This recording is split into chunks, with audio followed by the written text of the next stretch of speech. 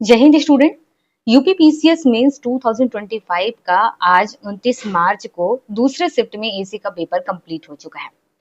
इस पेपर को देख करके वो सभी स्टूडेंट ये जान पाएंगे कि इसमें कितना समय मिलता है, क्वेश्चन का लेवल क्या रहता है, कितने नंबर के होते हैं और पेपर का टाइम टेबल क्या रहता है। ये सभी उन स्टूडेंट के लिए इम्पोर्टेंट है जो न्यू स्टूडेंट हैं या कैंडिडेट हैं। सबसे पहले आप यहाँ देखिए, आपके मेंस में जो पेपर में लिखा होगा वो कैसे लिखा होगा। यहाँ पर आपका 2025 भी लिखा है, एसी लिखा हुआ है, 3 घंटे का टाइम और 150 नंबर का। ठीक है, इसके बाद यहाँ पर देखिए, जो यहाँ इंस्ट्रक्शंस दिए गए हैं, कहा गया है कि जो प्रश्न पत्र है वो 3 खंडों में विभाजित है, 3 पार्ट में बटा हुआ है। प्रत्येक खंड से केवल एक एक विषय का चयन करना है, मतलब कि टोटल 3 निबंध लिखने हैं। आप किसी एक लैंग्वेज को यूज कर सकते हैं, हिंदी, अंग्रेजी। प्रत्येक निबंध में कुल प्रयुक्त शब्दों की अधिकतम सीमा कितना है? 700। और प्रत्येक निबंध के लिए 50 अंक निर्धारित हैं। तो ये इंपॉर्टेंट है।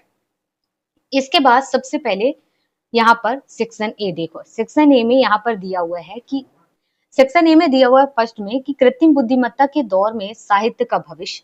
सेकंड में है नए भारत की वैश्विक चेतना। थर्ड में है 21वीं सदी में भारतीय स्त्री, जिसमें स्वप्न से यथार्थ तक।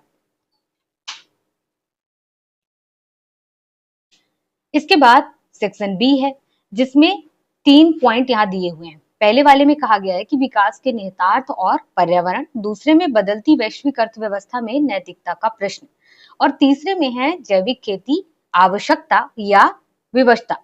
इसके बाद सेक्शन सी है, जिसमें कहा गया है कि फर्स्ट में भारत की विदेश नीति, गुटनिरपेक्षता से बहुध्रुवीय कूटनीति तक। उसके बाद भूस्खलन, कितना मानव जनित कितना प्राकृतिक। इसके बाद है नए भारत का स्वप्न और ग्रामीण विकास योजना। तो इनमें से आपको केवल एक एक टॉपिक चूज करना होता है, मतलब कि केवल 3 टॉपिक चूज करना है।